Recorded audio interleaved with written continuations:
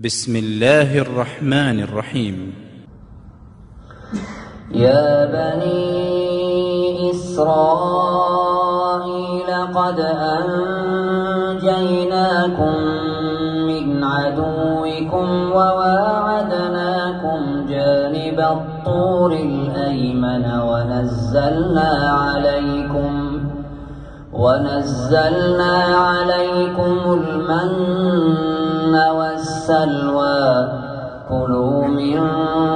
طيبات ما رزقناكم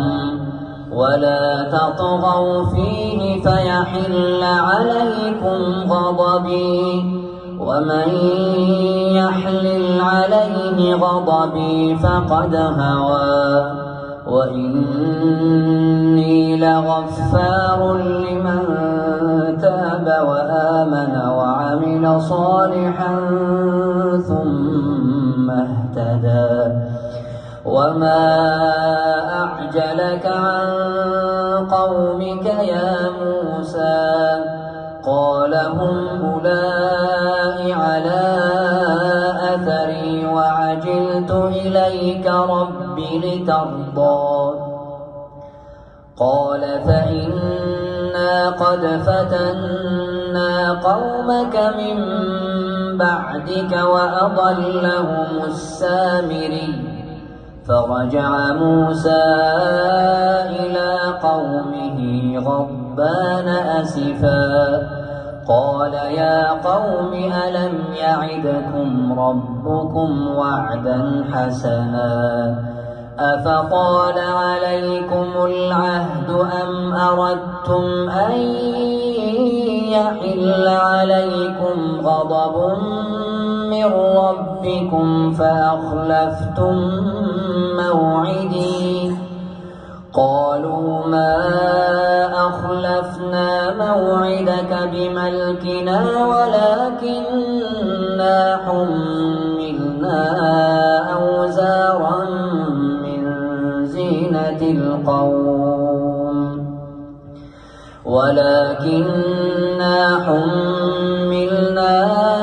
أوزارا من زينة القوم فقذفناها فكذلك ألقى السامري فأخرج لهم عجلا جسدا له خوار فقالوا هذا إلهكم وإله موسى فنسي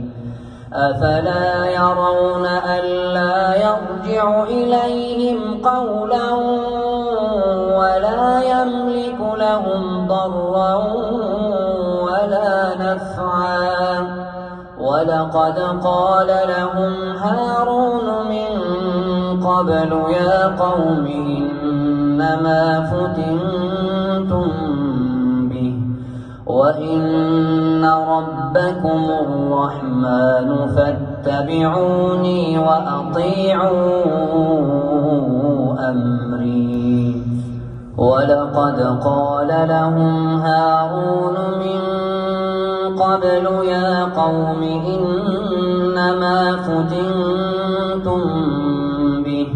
وإن ربكم الرحمن فاتبعوني وأطيعوا أمري قالوا لن نبرح عليه عاكفين حتى يرجع إلينا موسى قال يا هارون ما منعك إذ رأيتهم ضلوا ألا تتبعني أفعصيت أمري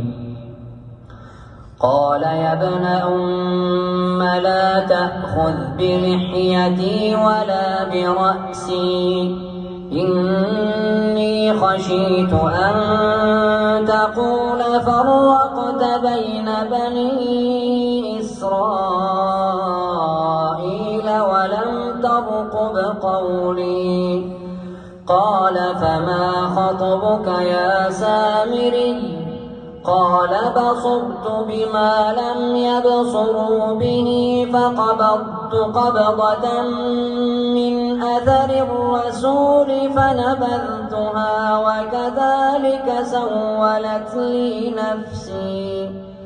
قال فاذهب فإن لك في الحياة أن